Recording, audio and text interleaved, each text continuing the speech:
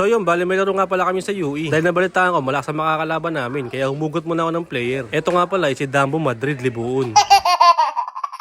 Dito, tamang depensa nga pala si Louie. At akala ng kalaban, ikakagad sa peke. Ayun, bali sumabli nga pala siya at nakuha na ni Binigyan niya kagad ang bola kay Luther Di Maon. Agad pinasa ni Luther kay Desmond Datuin. Bali binirik uli ni Desmond kay Luther Di Maon. At biglang pinasa ni Luther kay MJ Kanama. Ayun, tumira ng 3, bang! Grabe ka na ya. Ayaw pa rin tumingin sa camera eh.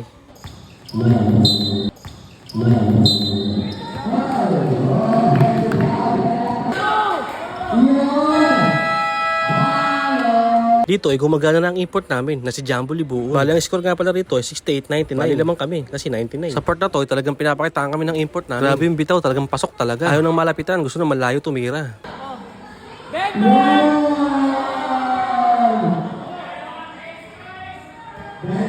So yun, bali umayo na ngayong kalaro namin. Kaya ngayon, iuwian na kami. Bali ang total score ay 68-105. Ang nag-iisang POG nga pala namin ay si Desmond Datuin. Dito ay sinisigawan namin siya na idol. Good luck sa mga laban mo ya, Desmond Datuin. Galingan mo pa. Sa mga hindi nakakaalam, si Desmond nga pala ay naglalaro sa mga ligang panalay. Kaya good luck sa karir mo, Desmond Datuin. Galingan mo pa. Huwag mong kakalimutan ang mga baho mong tinapay.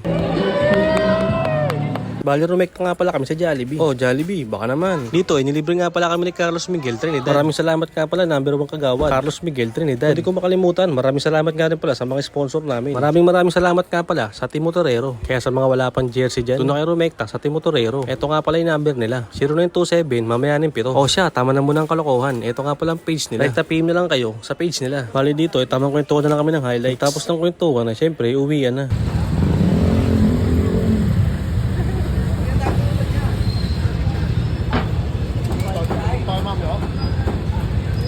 Takpan mo nga, Bo. Takpan mo. Oh, takpan mo.